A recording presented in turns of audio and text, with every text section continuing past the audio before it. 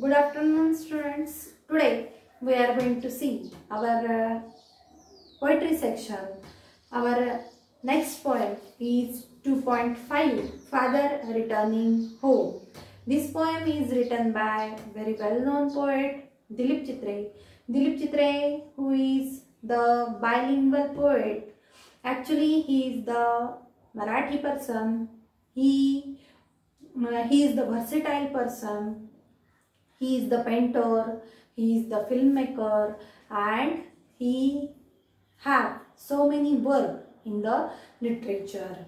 That is, he writes so many books in Marathi as well as he writes so many books in English language. So here in the introduction, he is the bilingual poet. He born in 1938 and he was died in 2009. He won the Sahitya Akademi Award, and in his work, properly, the theme of his work is alienation, exile, and self-disintegration and death. This is the theme of his poetry, this is the theme of his literary work, and he won the Sahitya Akademi Award for Says Tuka, means this is the Tukaram Maharaj Abhangas, and these Abhangas translated into English, and for his literary work he won the Sahitya Akademi Award. And he is the versatile person, that is, he is well-known painter, he is filmmaker, as well as he is the he wrote so many things in the magazines also. And Dilip Chitre, who is very well-known poet for the Maharashtrian people and for the India's people, because he is Indian English writer. He Indian English writer म्हणून ते popular झालेले आहेत. This poem, Father Returning Home, this poem is very famous poem, and let us see what is the theme of this poem. This poem is taken from Traveling in a Cage. This poem is taken from the Traveling in a Cage. It draws a portrait of a suburban commuter. It draws a portrait. Portrait म्हणजे काय, तर चित्रण करणे. तर कशाचं चित्रण केलेलं आहे, सबर्बन कम्युटर. सबर्बन म्हणजे काय, तर उपनगरामध्ये काम करणारा. कम्युटर म्हणजे काय, ट्रॅव्हलिंग करणारा, की रोज ट्रेननी ट्रॅव्हलिंग करणारा, असा तो सबर्बन कम्युटर आहे. It depicts his dull, monotonous, exhausting and equally pitiable daily routine. And in this poem, the poet tells us father's daily routine. His daily routine is very much monotonous. His daily routine is equally pitiable. की अत्यंत उदासीन असं त्याचं routine आहे. Monotonous म्हणजे काय, तर उदासीन असं रुटीन आहे. त्यानंतर पिटिएबल म्हणजे काय, तर दया वाटावी, की समोरच्या व्यक्तीला त्याच्यावर दया वाटावी, असं त्याचं रुटीन आहे. आणि काय, तर एक्झॉस्टिंग म्हणजे काय, तर एक प्रकारचं औदासीन्य त्याच्यामध्ये आलेलं आहे, की घरच्या ज्या व्यक्ती आहेत तर त्या कुठल्याही प्रकारचं लक्ष त्याच्याकडे देत नाही आहेत, केअरिंग नाही आहेत त्याच्यासाठी. म्हणजे आपण म्हणतो ना, जनरेशन गॅप, किंवा कोणा व्यक्तीबद्दल कन्सर्न नसणं, की काळजी नसणं. तर अशा पद्धतीने या फादरनी रोज कामाला जायचं, त्यानंतर घरी यायचं. घरी आल्यावर त्याच्याशी कोणी बोलत नाही आहे, त्याच्याशी कोणी संवाद साधत नाही आहे, म्हणजे शेअरिंग त्याच्याशी कोणी करत नाही आहे, त्याची केअरिंग कोणी करत नाही आहे.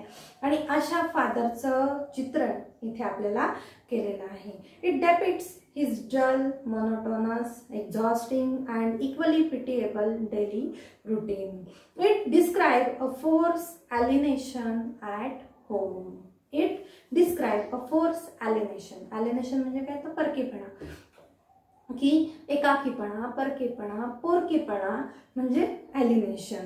की it describe a force alienation at home, की घरामध्ये कशा पद्धतीने परकेपणाची वागणूक त्याला मिळते आहे. म्हणजे आपण म्हणतो की एक जबाबदार व्यक्ती, एक रिस्पॉन्सिबल पर्सन म्हणून आपण father is a very much responsible person. But in this poem the poet describe a father who is just living his monotonous life. No one is taking care, no one is sharing their thoughts with that father. Means the family members, they never concern of that father, and all such things we observe in our surroundings. की आपण आपल्या सभोवताली पण अशा गोष्टी बऱ्याचदा पाहत असतो की साधारणपणे शहरामध्ये काय असतं, तो ज्याच्या त्याच्या कामामध्ये गर्क झालेला असतो. आणि मग त्याच पद्धतीने इथे कवीने आपल्याला या फादरबद्दल सांगितलेलं आहे की फादर रिटर्निंग होम, की घरी ज्या वेळेस येतात त्यावेळेस काय काय अनुभव येतो त्यांना किंवा कशा पद्धतीने ते घरी येतात, तर त्याचं चित्रण इथे केलेलं आहे. His children refuse to share their joy and sorrows with the hard-working father, who as a result is forced to retire in solitude. And I also tell you that his children never sharing their thoughts, never sharing the jokes with the father, never sharing the whole day's work with the father. They never taking care of their father, and we can say that this is the generation gap. We can say that this is the monotonous routine of the father, and because of all such things described in this poem, because of all such things we just observe in our surrounding, and through this poem the poet Dilip Chitrai, he just write about that father. This very painful loneliness is a symbol of man's isolation from the materialistic man-made world. So this is very painful loneliness, की अत्यंत वेदनादायी असं एकाकीपणा त्या वडिलांना व्यतीत करावं लागतोय, आणि is a symbol of man's isolation from materialistic manmade world. Materialistic म्हणजे काय, तर या भौतिक जगामध्ये की फक्त प्रत्येक जण कशाच्या पाठीमागे लागलेला आहे, भौतिक सुखसुविधांच्या पाठीमागे लागलेला आहे. की आपण मुंबईसारख्या उपनगरामध्ये पाहतो की घरातल्या व्यक्ती एकमेकांशी त्यांचं काय होत नाही, तर संपर्क पण होत नाही, एकमेकांशी बोलणं होत नाही. एखादी व्यक्ती येते त्यावेळेस दुसरी बाहेर जाते, दुसरी येते त्यावेळेस ही व्यक्ती बाहेर जाते किंवा झोपलेली असते. अक्षरशः मुलं सुद्धा आपल्या आईवडिलांशी रोजचा संवाद साधू शकत नाहीत. मग this is the materialistic manmade world, and this is the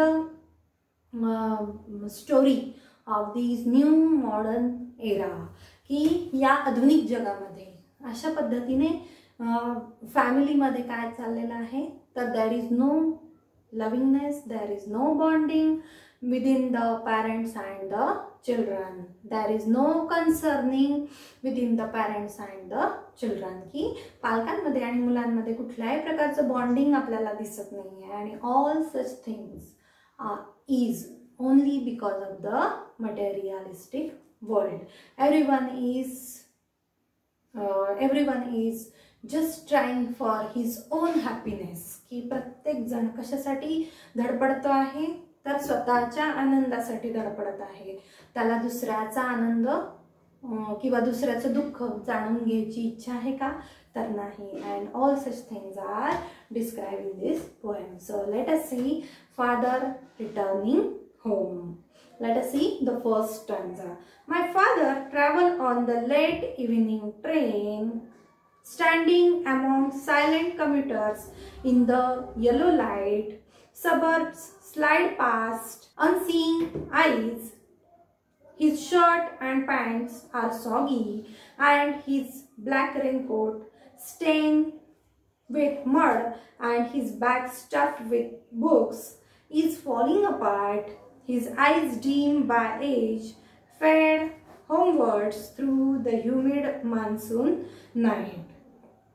So in these starting 4 or 5 lines, what we come to know that my father traveled on the late evening train. Ki माझे वडील, speaker speaking with us, and what he saying to us that my father travels on the late evening train. की माझे वडील काय तर उशिराच्या रात्रीच्या ट्रेननी काय करतायत, ट्रॅव्हलिंग करून येत असतात.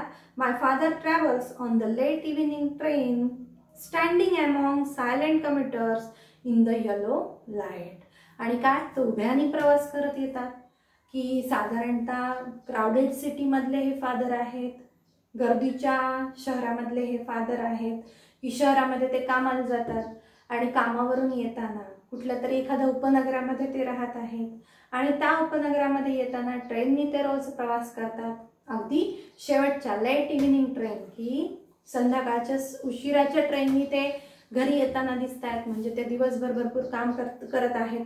Standing among silent commuters. Commuters म्हणजे काय, those who travel regularly from one place to another typically to work. की कम्युटर्स म्हणजे सहप्रवासी, की रोज ट्रेनमध्ये जाताना बरोबर आहेत, येताना बरोबर आहेत, सहप्रवासी आहेत, कामाच्या निमित्ताने ते शहरामध्ये जात आहेत, तिथे काम करत आहेत आणि पुन्हा येताना हे सहप्रवासी, की या कम्युटर्स बरोबर ते. My father is standing among the silent commuters and everyone is silent. No one is talking to each other, no one is cheering up to each other, and each and everyone is silent because of the hard work. की खूप थकल्या भागल्यामुळे काय आहे तर सगळेजण शांतपणे प्रवास करत आहेत in the yellow light. Yellow light म्हणजे काय तर ट्रेनमध्ये आता संध्याकाळ झालेली आहे आणि त्यामुळे मग लाईट कशी दिसत आहे तर येलो कलरची लाईट दिसत आहे. Suburbs slide past his unseen eyes. Suburbs म्हणजे काय तर उपनगर, सबर्ब्स उपनगर, आणि स्लाइड, स्लाइड म्हणजे काय जणू काही एका पाठोपाठ एक असे उपनगर पास होत चाललेले आहेत, की स्लाइड म्हणतो ना आपण, की कम्प्युटरवर स्लाइड पाहतो आपण, एक स्लाइड गेली की दुसरी स्लाइड, दुसरी स्लाइड गेली की तिसरी स्लाइड, आणि मग त्याचप्रमाणे suburb slide past his unseen eyes. आता अनसीन आईज असं इथे लिहिलेलं आहे. सीइंग आईज असं असतं, परंतु इथे काय झालेलं आहे अनसीइंग आईज, की नेहमीच आहे त्यांचं हे, की रोजच ते प्रवास करत आहेत, रोजचा प्रवास आहे, रोजच उपनगर पाठीमागे जात आहेत, आणि त्यामुळे इथे कवीनी काय डिस्क्राइब केलेलं आहे अनसीइंग आईज, की सबब slide past his unseeing eyes, की रोजच पाहायला पाहिजे का ते कुठलं उपनगर गेलं, काय उपनगर गेलं, तर हे काय तर नाही पाहिलं तरी चालतंय, कारण की रोजचाच प्रवास आहे. आणि म्हणून मग इथे काय डिस्क्रिप्शन आहे तर his unseeing eyes, his shirt and pants are soggy, की त्याचे शर्ट आणि पॅन्ट कसे आहेत सॉगी आहेत. सॉगी म्हणजे काय तर भिजलेले आहेत. कशामुळे भिजलेले आहेत तर घामामुळे भिजलेले आहेत, की दमट वातावरण असणार आहे, रेनी सीझन असणार आहे आणि त्यामुळे त्याचे भिजलेले आहेत शर्ट आणि pant soggy. And his black raincoat स्टेन विथ मड, आणि रेनी सीझन असल्यामुळे मान्सून सीझन असल्यामुळे त्याचा जो ब्लॅक रेनकोट आहे स्टेन विथ मड. स्टेन म्हणजे काय तर डाग, कशाचे चिखलाचे डाग त्या रेनकोटवर लागलेले आहेत. स्टेन with mud and his bag stuff with books, आणि त्याची बॅग जी आहे तर स्टफ म्हणजे काय खचाखच भरणे, की his bag stuff with books. Is falling apart his eyes dim by age. Is falling apart, की जणू काही त्याच्या बॅगेमधले पुस्तकं इतके भरलेले आहेत की ते पडतील, आपण म्हणतो ना ओसंडून वाहत आहेत, किंवा खचाखच भरलेले आहेत की ते कधीही पडू शकतात. आणि काय तर his eyes dim by age, की त्याचे जे डोळे आहेत तर ते कसे झालेले आहेत डीम झालेले आहेत, अस्पष्ट अंधुक झालेले आहेत, because of the age, because of the old age, की he is very much aged person, but still he working for his family, and so his eyes becomes dimmed. Fed homewards through the humid monsoon night, fed homewards through the humid monsoon night. I tell you that this is the monsoon season. Maybe the father is traveling in the monsoon season, and because of the monsoon season his shirt and pants become soggy, his raincoat is stained with the mud, and fed homewards through की आता तो कुठे चाललेला आहे, आता घराकडे चाललेला आहे. आणि काय तर द ह्युमिड मान्सून नाईट, की ह्युमिड म्हणजे काय तर दमट, की पावसाळ्यामध्ये काय असतं दमट वातावरण असतं, आणि humid monsoon night. Now I can see him getting off the train like a word dropped from a long sentence. Now I can see him getting off the train. आणि आता त्याचं डेस्टिनेशन आलेलं आहे, त्याला कुठे उतरायचं आहे ते प्लेस आलेलं आहे, आणि तो आता उतरत आहे. Now I can see him getting off the train. आता रेल्वेमधून तो उतरत आहे. आणि like a word drop from a long sentence, की जणू काही एखादा लांब वाक्यामधून एखादा शब्द वगळावा, ड्रॉप करावा, त्याप्रमाणे खूप साऱ्या प्रवाशांमधून हा फादर त्याच्या स्टेशनवर आता उतरत आहे. अशा पद्धतीने इथे काय केलेलं आहे, आपल्याला लेखकांनी एक सिमिलीचं उदाहरण दिलेलं आहे, की कंपॅरिझन केलेलं आहे. कशाशी कंपॅरिझन केलेलं आहे फादरचं, तर एखाद्या लांब वाक्यामधून एखादा शब्द ज्याप्रमाणे आपण ड्रॉप करावा त्याप्रमाणे खूप साऱ्या प्रवाशांमधून आता फादर त्याच्या डेस्टिनेशनपर्यंत पोहोचलेला आहे. त्याच्या घरात म्हणजे त्याचं जे स्टेशन आहे त्या स्टेशनवर तो उतरणार आहे. आणि like a word drop from a long sentence, की जणू काही एखाद्या सेंटेन्समधून एखादा वर्ड ड्रॉप करावा त्याप्रमाणे हा फादर उतरलेला आहे. He hurries across the length of a grey platform. आणि काय तर तो घाईघाईने चाललेला आहे. He hurries across the length of grey platform, की आता घरी जाण्याची त्याला घाई आहे. जरी घरी कोणी त्याच्याशी फारसं चांगलं बोलत नाही आहे, घरी कोणी त्याचे केअर करत नाही आहे, त्याला काय त्यांचे थॉट्स शेअरिंग होत नाही आहे, तिथे लव बॉन्डिंग नाही आहे, तरी पण हा फॅमिलीसाठी घाईघाईने आता घरी चाललेला आहे. The length of the grey platform. Grey platform म्हणजे काय, it is grey due to cement, की सिमेंटचा कलर कसा असतो, ग्रे कलर असतो. Here grey suggest old age, dullness, sordidness of a father's life. आणि सिमेंटचा कलर जसा ग्रे आहे त्याचप्रमाणे फादरचं ओल्ड एज आहे, आणि त्यामुळे ते फादरला काय सिम्बलाइज केलेलं आहे, ग्रे कलर सिम्बलाइज केलेला आहे. प्रतिकात्मक पद्धतीने ग्रे कलर इथे मांडलेला आहे, की डलनेसचं सिम्बलाइज आहे, ओल्ड एजचं सिम्बलाइज आहे, सॉर्डिडनेसचं सिम्बलाइज आहे, की फादरचं वडिलांचं जीवन हे या पद्धतीने वय झाल्याचं प्रतीक आपण इथे सांगू शकतो. Cross the railway line, enters the lane, his chappals are sticky with mud, but he hurries onwards.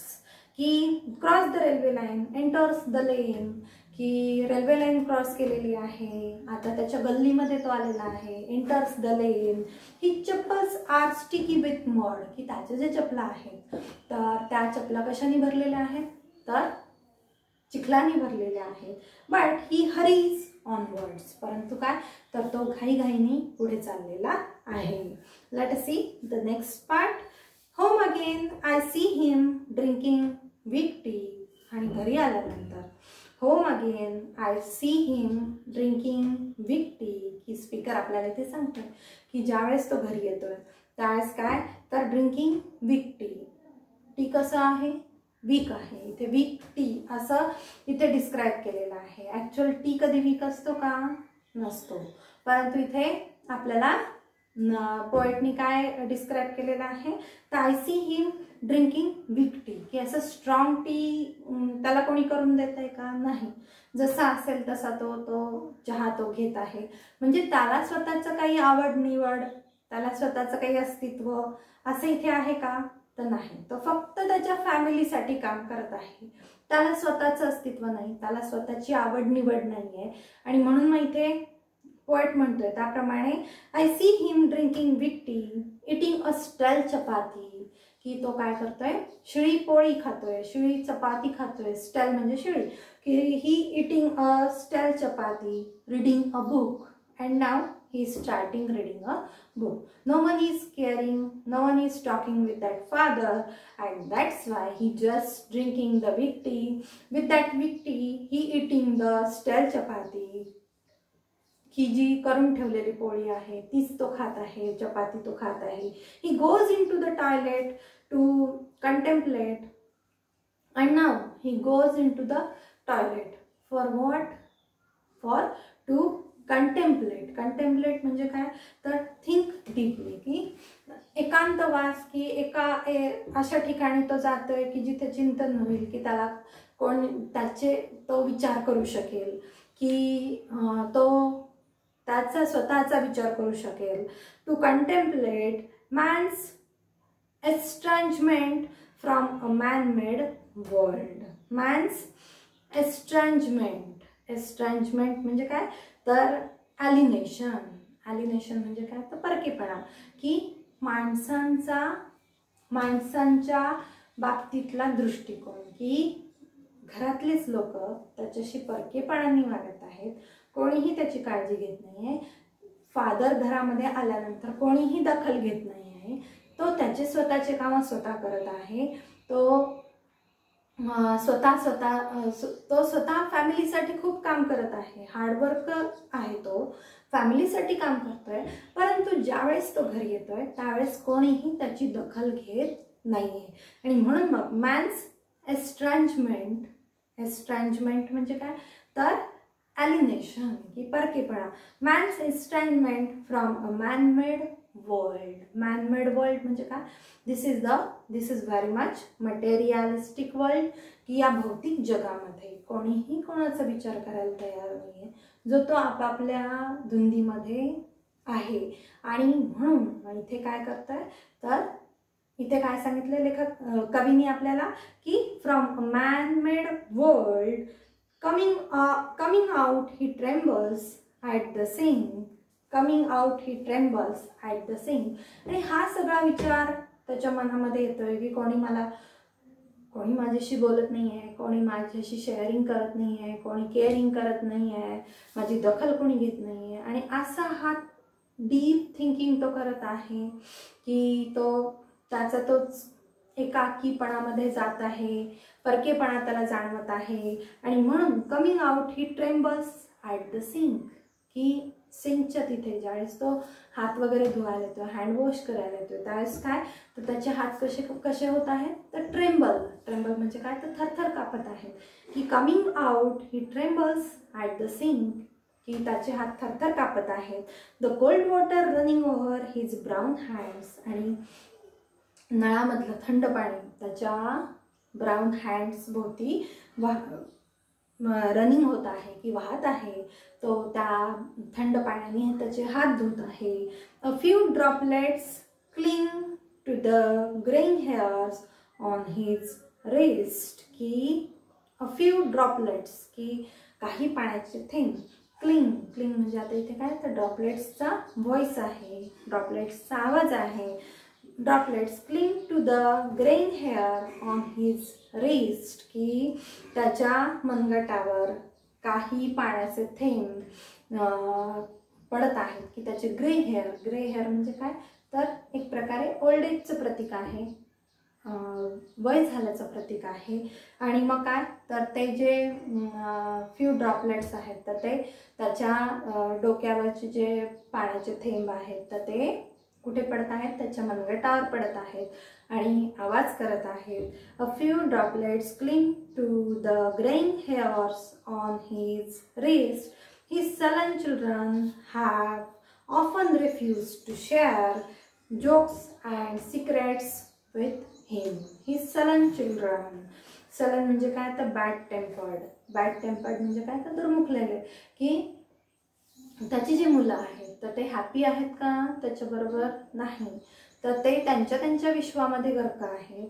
They engage in their own world, की ते त्यांच्या विश्वामध्ये एंगेज झालेले आहेत, गुंतलेले आहेत. They engage in their own world and that's why his sullen children have often refuse to share. आणि त्याच्याशी कुठल्याही प्रकारचं शेअरिंग करतायत का, त्याच्याशी काही बोलतायत का ते, तर नाही. His sullen children have often refuse to share jokes and secrets with him. आणि कुठल्याही प्रकारचे जोक्स, सिक्रेट्स, की त्याच्याशी कोणीही काहीही बोलत नाही.